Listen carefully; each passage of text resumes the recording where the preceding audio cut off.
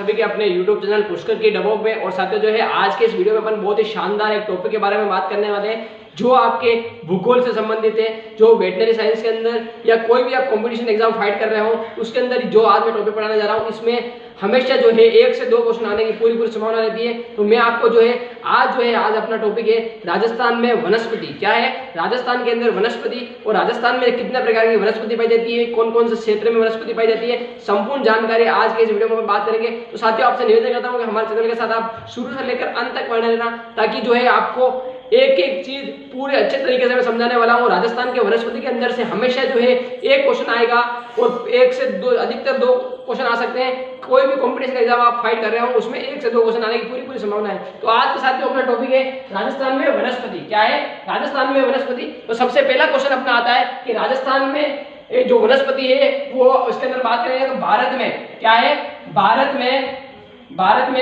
पहली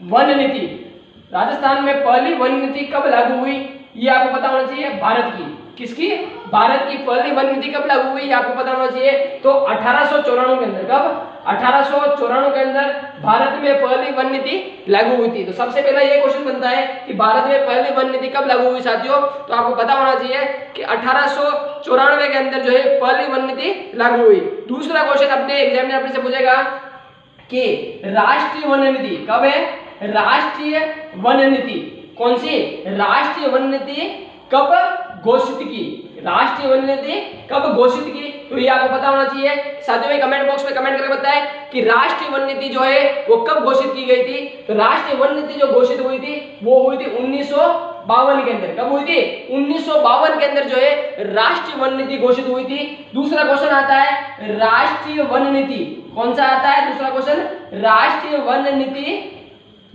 वन नीति कब लागू की, क्या है कब लागू की। तो इसके जस्ट 1 साल बाद राष्ट्रीय वन नीति लागू की यानी 1953 के अंदर जो है राष्ट्रीय वन नीति लागू की गई थी। तो दोनों क्वेश्चन अलग अलग हुए साथियों। इसको घोषित कब किया था, 1952 के अंदर जो है राष्ट्रीय वन नीति को घोषित किया था, लेकिन राष्ट्रीय वन नीति जो लागू हुई थी वो 1953 के अंदर लागू हुई थी। कब हुई थी, 1953 के अंदर जो है राष्ट्रीय वन नीति लागू हुई थी। इसके अलावा अगर बात करें तो राष्ट्रीय वन नीति के अनुसार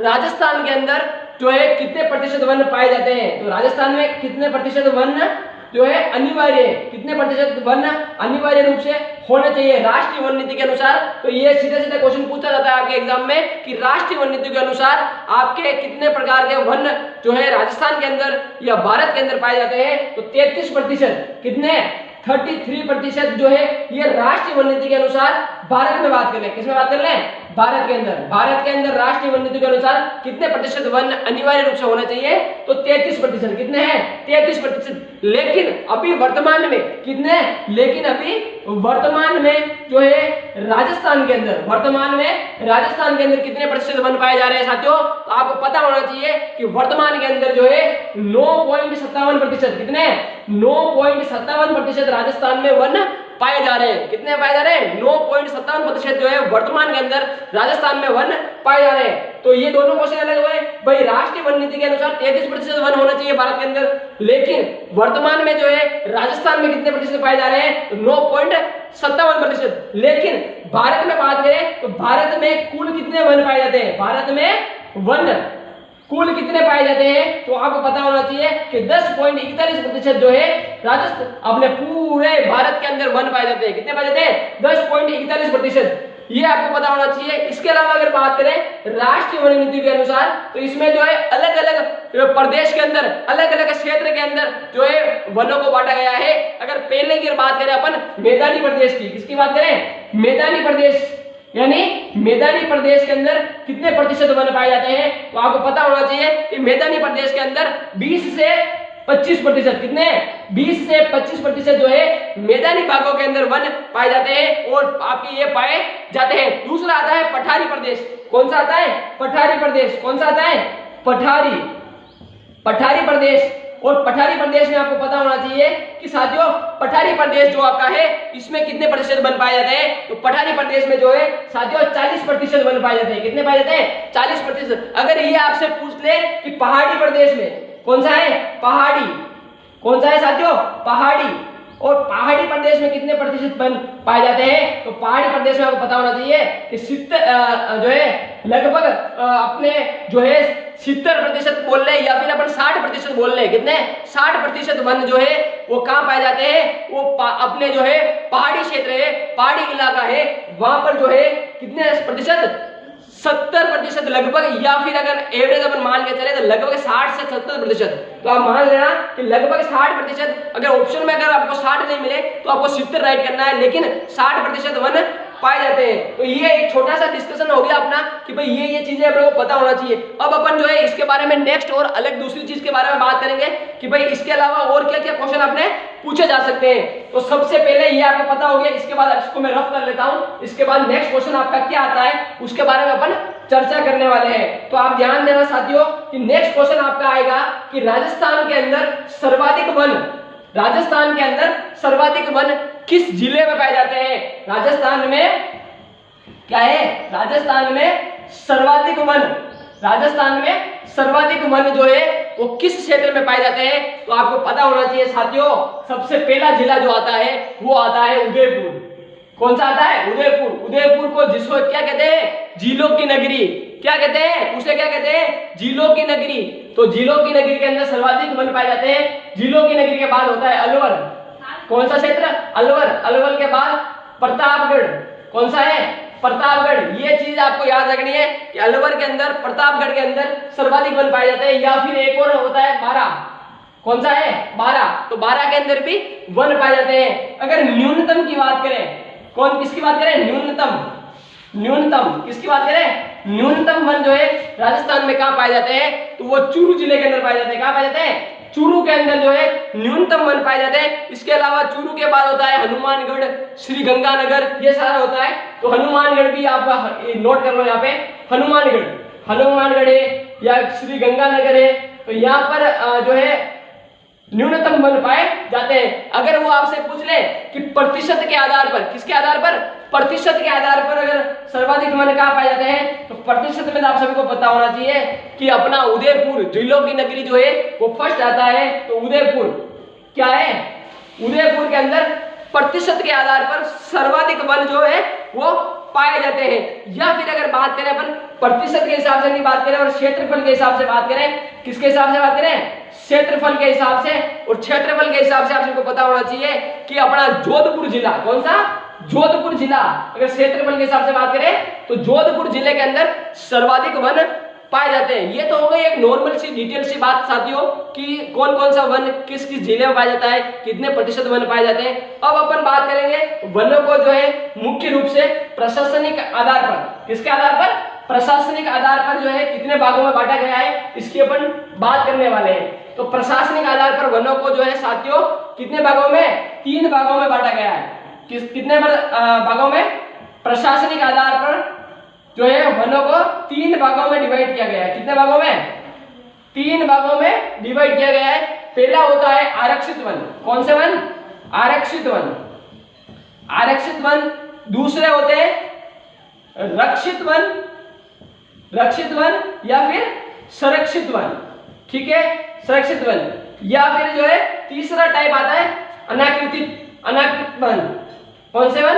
अनाकृत वन, यानी जिस पर किसी भी सरकार का, किसी भी व्यक्ति का कोई भी अधिकार नहीं होता है। यानी आरक्षित और रक्षित, मतलब आरक्षित का मतलब होता है जिस पर सरकार का कोई अधिकार नहीं होता है। ठीक है, रक्षित मतलब जिस पर सरकार का अधिकार होता है और सरकार के हिसाब से उनको काटा जा सकता है। अनाकृत वन जिस पर कोई भी दबाव वगैरह नहीं होता है। अगर बात करें अपन साथियों आरक्षित वन की, तो आरक्षित वन जो है वो कितने पाए जाते हैं? 38.11%। कितने? 38.11% जो है आरक्षित वन पाए जाते हैं। और अगर बात करें अपन रक्षित वन जिसे कहते हैं सुरक्षित वन, वो कितने होते हैं? 55.64%। कितने? 55.64% जो है वो कौन से वन पाए जाते हैं? रक्षित वन। अगर नेक्स्ट की बात करें अनाकृत वन, तो ये होते हैं 6.25%। कितने होते हैं? 6.25% जो है वो अनाकृत वन पाए जाते हैं। यानी कहने का सीधा सीधा अर्थ है कि पिछली बार पशुधन सहायक भर्ती में क्वेश्चन आया था कि राजस्थान में जो है वो आरक्षित वन कितने प्रतिशत पाए जाते हैं। तो आपको ध्यान देना है 38.11% राजस्थान में आरक्षित वन पाए जाते हैं। रक्षित वन की बात करें तो 55.64% पाए जाते हैं, लगभग 56% वन मान सकते हैं। अनारक्षित वन को जो है 6.25% पाए जाते हैं। ये तो हो गया एक नॉर्मल से इतने बेस की बात हो गई कि भाई किस में जो है वनों को प्रशासनिक आधार पर जो है 3 भागों में बांटा गया है और किस किस के अंदर कौन कौन सी चीजें सम्मिलित की गई हैं। तो ये एक नॉर्मल सी डिटेल हो गई कि भाई राजस्थान में आरक्षित वन कितने प्रकार मतलब कौन कौन से होते हैं, इसमें कौन से जिले सम्मिलित किए गए। अब अपन जो है जलवायु के आधार पर, किसके आधार पर, जलवायु के आधार पर जो है अपन वनों को वर्गीकृत करेंगे कि भाई क्या जो है कितने भागों में जलवायु के आधार पर वनों को वर्गीकृत किया गया है और उसके अंदर कितनी सेंटीमीटर वर्षा होती है और उसके अंदर कौन सा जिला सम्मिलित किया गया है, उस क्षेत्र में कौन कौन सी वनस्पति पाई जाती है, इसकी बात अपन करने वाले हैं जलवायु के आधार पर। तो इसमें आप देखें कि भाई जलवायु के आधार पर अपन ने कितने भागों में बांटा गया है। साथियों मेरे साथ आप लिखते जाना, क्योंकि जो मैं डायग्राम बनाने वाला हूं उस डायग्राम से और अभी तक मैंने जो आपको बताया है इसमें से आपसे 1 से 2 क्वेश्चन पशुधन सहायक भर्ती में आने वाले हैं। तो जलवायु के आधार पर जो है वनस्पति का वर्गीकरण है, नहीं किसके आधार पर, जलवायु के आधार पर। साथियों सबसे पहले आपको पता होना चाहिए, ये राजस्थान का एक मैप बना लेता हूं। क्या बनाता हूं, ये राजस्थान का एक मैप बना लेता हूं। ये वैसा अपना राजस्थान हो गया चतुष्कोणीय, कैसा हो गया, मैप बनाना नहीं आता है कोई बात नहीं, राजस्थान का ये चतुष्कोणीय हो गया। इसको राजस्थान को जलवायु के आधार पर 5 भागों में बांटा गया है। कितने भागों में बांटा गया है, 5 भागों के अंदर बांटा गया है। सबसे पहले 1 भाग, ये 2 भाग, ये 3 भाग और ये 4 और ये 5 भाग के अंदर राजस्थान की जलवायु के अनुसार वनों का वर्गीकरण किया गया है। सबसे पहले अगर बात करें तो इसको बोलते हैं अपन शुष्क, कौन सा बोलते हैं,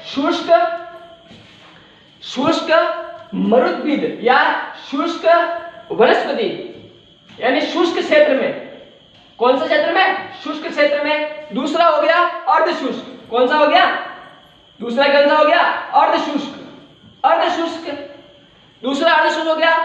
तीसरा हो गया उपोष्ण, कौन सा हो गया, उपोष्ण कटिबंधीय वन, यानी उपोष्ण कटिबंधीय वन हो गया। चौथा प्रकार की अगर बात करें अपन, चौथा प्रकार तो आपको पता होना चाहिए कि चौथा प्रकार कौन सा होता है, सदाबहार। कौन सा होता है, सदाबहार वन। कौन सा होता है, सदाबहार। और लास्ट एक स्टेप आती है वो होती है पर्वतीय। कौन से वन, पर्वतीय वन, या जिसे अपन एक तरीके से अगर मान ले कि पर्वतीय वन।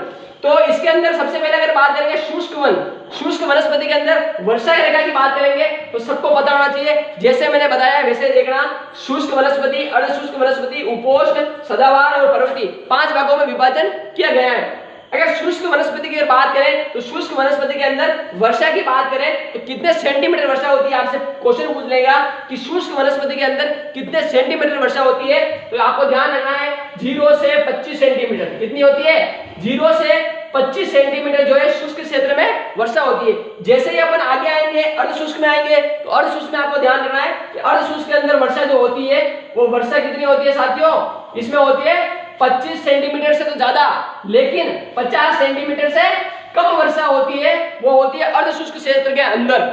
फिर आता है साथियों उपोष्ण कटिबंध। कौन सा आता है, उपोष्ण कटिबंध। और उपोष्ण कटिबंध के अंदर कितनी होती है साथियों, आपको पता होना चाहिए कि लगभग अगर बात करें अपन तो 50 से 75 सेंटीमीटर, लेकिन 50 से 75 सेंटीमीटर का ऑप्शन में आपको नहीं मिले तो आपको याद रखना है 60 से 80 सेंटीमीटर। कितनी होती है, 60 से 80 सेंटीमीटर जो है इसके अंदर वर्षा होती है।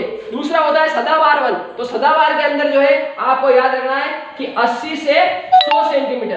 कितनी होती है, 80 से 100 सेंटीमीटर वर्षा जो है वो सदाबहार के अंदर होती है। और पर्वतीय क्षेत्र में स्पेस याद रखना है आपको कि पर्वतीय क्षेत्र में 100 सेंटीमीटर से प्लस वर्षा होती है। कितनी होती है, 100 सेंटीमीटर से प्लस वर्षा होती है।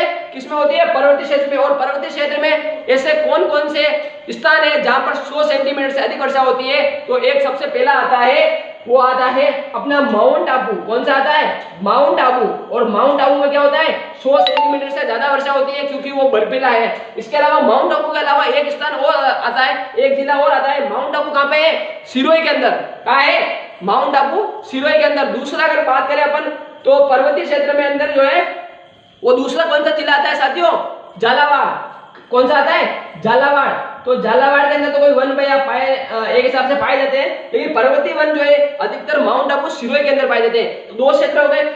अब बात करते हैं अपन शुष्क क्षेत्र के अंदर। तो शुष्क क्षेत्र के अंदर क्या होता है कि इसके अंदर अंदर जो वनस्पति पाई जाती है वो वनस्पति क्या होती है, उसकी जड़ें तो लंबी होती है। कैसी होती है, उसकी जड़ें लंबी होती है, लेकिन जो पत्तियां जो होती है साथियों वो पत्तियां छोटी छोटी होती है, और जो वनस्पति पाई जाती है उसकी जड़ें जमीन के अंदर तक जाती है। और इससे वनस्पति जो बात करें इसके अंदर सबसे जो अधिकतर क्षेत्र आता है वो आप सबको पता होगा कि शुष्क में कौन सा आता है, जैसलमेर वाला क्षेत्र हो गया, बीकानेर, बाड़मेर, ये सारे जो क्षेत्र है वो शुष्क के अंदर आ जाते हैं। और आपको पता होना चाहिए इस शुष्क वनस्पति में एक घास पाई जाती है। एग्जाम में क्वेश्चन पूछा जाता है कि सेवण घास किस क्षेत्र में पाई जाती है, कौन सी, सेवण है, दामण है, ये सारी घास पाई जाती है। तो सेवण एक प्रकार की घास है जो राजस्थान के जैसलमेर जिले में अधिकतर पाई जाती है। भूगर्भित पट्टी यानी जैसलमेर के मोहनगढ़, जैसलमेर के मोहनगढ़ कौन सा है, जैसलमेर के मोहनगढ़ से लेकर पोखरण तक, कहां तक, जैसलमेर के मोहनगढ़ से लेकर पोखरण तक एक भूगर्भित जल पट्टी पाई जाती है। कौन सी पाई जाती है, एक भूगर्भित जल पट्टी पाई जाती है जिसे लाठी सीरीज कहते हैं। क्या कहते हैं, लाठी सीरीज कहते हैं। और वही उसी क्षेत्र में जो घास पाई जाती है उसे कहते हैं अपन सेवण घास। कौन सी घास कहते हैं, सेवण घास। तो आपको पता होना चाहिए कि जैसलमेर जिले के मोहनगढ़ से लेकर पोखरण के मध्य एक भूगर्भित जल पट्टी पाई जाती है जिसे अपन लाठी सीरीज कहते हैं। और उसी लाठी सीरीज के ऊपर उसके वाष्पोत्सर्जन के कारण एक घास उत्पन्न होती है, एक घास जो है वहां पाई जाती है, उसे अपन सेवण घास कहते हैं। और एग्जाम के अंदर कई बार एक क्वेश्चन पूछा गया है कि सेवण घास किस क्षेत्र में पाई जाती है, तो मोहनगढ़ से लेकर पोखरण तक जैसलमेर का एक क्षेत्र है, वहां पर सेवण प्रकार की घास पाई जाती है। और यहाँ पर एक सेवण हो गई, दामन हो गई, लीलड़ हो गई, क्या हो गई, लीलड़, ये भी एक प्रकार की घास है, ये भी पाई जाती है। और यहाँ पर एक प्रकार का इस जैसलमेर जिले के अंदर एक पक्षी पाया जाता है, घोड़ावन। कौन सा पाया जाता है, घोड़ावन। घोड़ावन एक पक्षी पाया जाता है। और घोड़ावन जो है अपना क्या है, राज्य पक्षी है। क्या है, घोड़ावन जो है अपना राज्य पक्षी है। तो वो जो है अपने अंडे जो देता है वो जैसलमेर जिले के अंदर सेवण घास जो पाई जाती है वहां पर जो है अपने अंडे देता है। तो यही एक इंपॉर्टेंट था कि जैसलमेर जिले के अंदर एक भूगर्भित जल पट्टी पाई जाती है जिसे लाठी सीरीज कहते हैं। और उसी लाठी सीरीज वाले क्षेत्र में जो है मोहनगढ़ से जैसलमेर पोखरण तक जो क्षेत्र होता है जैसलमेर जिले के अंदर, वहां पर सेवण प्रकार की घास पाई जाती है। तो ये आपको शुष्क क्षेत्र के अंदर आ गया। तो ये शुष्क क्षेत्र के अंदर ये एग्जाम में आपसे हमेशा क्वेश्चन पूछा जाता है। दूसरा आता है शुष्क अर्धशुष्क। इसमें जो मुख्य वनस्पति होती है वो होती है खेजड़ी। कौन सी होती है, खेजड़ी और रोहिड़ा। क्या होते हैं, खेजड़ी और रोहिड़ा जो है अर्धशुष्क क्षेत्र में अंदर मुख्य वनस्पति है, खेजड़ी और रोहिड़ा। खेजड़ी की बात करें तो ये अपना राज्य क्या है, ये राज्य वृक्ष है। क्या है, राज्य वृक्ष। और रोहिड़ा क्या है, अपना राज्य पुष्प। क्या है, राज्य पुष्प है अपना रोहिड़ा। और राज्य वृक्ष है खेजड़ी। खेजड़ी के बारे में साथियों एक बढ़िया क्वेश्चन बता दूं मैं, खेजड़ी के बारे में एग्जाम में क्वेश्चन पूछा जाता है, खेजड़ली हत्याकांड या खेजड़ली आंदोलन या राजस्थान का चिपको आंदोलन। तो राजस्थान का चिपको आंदोलन भी आपको पता होना चाहिए कि राजस्थान में चिपको आंदोलन जो है वो भी इंपॉर्टेंट आपके रहता है। तो राजस्थान में चिपको आंदोलन, अमृता देवी हत्याकांड, अमृता देवी विष्णुई जो थी, तो अमृता देवी की विष्णुई के नेतृत्व में एक खेजड़ी जो है अभय सिंह जी के काल में, जोधपुर के महाराजा थे अभय सिंह जी, उनके काल में एक घटना घटी थी अभय सिंह जी के काल में, खेजड़ली घटना। तो उसमें जो है अमृता देवी ने जो है खेजड़ी वृक्ष को बचाने के लिए 363 लोगों ने जो है अपनी जान दी थी खेजड़ी वृक्ष के साथ चिपक कर। और अमृता देवी पुरस्कार जो है वो वनस्पति क्षेत्र में दिया जाता है। तो ये एक इंपॉर्टेंट है खेजड़ी के बारे में। और राजस्थान का अगर बात करें अपन, राजस्थान के अंदर खेजड़ी, रोहिड़ा अर्धशुष्क क्षेत्र में पाए जाते हैं। तो ये एक थोड़ा सा इंपॉर्टेंट था कि जो मैंने आपको बता दिया। और राजस्थान का जो जितने भी एग्जाम आते हैं, एग्जाम के अंदर ये क्वेश्चन हमेशा आपसे पूछा जाता है कि भाई खेजड़ली हत्याकांड अमृता देवी से संबंधित है, अमृता देवी किस हत्याकांड से संबंधित है, खेजड़ली हत्याकांड। तो वो आपको इंपॉर्टेंट हो जाता है। उपोष्ण की बात करें तो उपोष्ण के अंदर साथियों जो है आप सभी को पता होना चाहिए कि उपोष्ण जलवायु क्या होती है। उपोष्ण जलवायु के अंदर राजस्थान में अरावली जो क्षेत्र है, अरावली क्षेत्र के अंदर उपोष्ण जलवायु पाई जाती है। कौन सी पाई जाती है? उपोष्ण जलवायु पाई जाती है। साथियों भाई कमेंट करें, भाई कमेंट बॉक्स के अंदर आप कमेंट करें कि भाई ये खेजड़ली हत्याकांड क्या है। दूसरा होता है उपोष्ण। उपोष्ण के अंदर अगर अपन मुख्य वनस्पति की बात करें तो आती है प्लास। क्या आती है? प्लास। प्लास आप सभी ने सुना होगा कि एग्जाम में कई बार क्वेश्चन आता है कि प्लास क्या है। तो प्लास जो है उपोष्ण कटिबंधीय एक प्रकार की वनस्पति है। प्लास के बारे में सीधा सीधा एक क्वेश्चन आता है कि जंगल की ज्वाला क्या है? जंगल की ज्वाला किसे कहते हैं?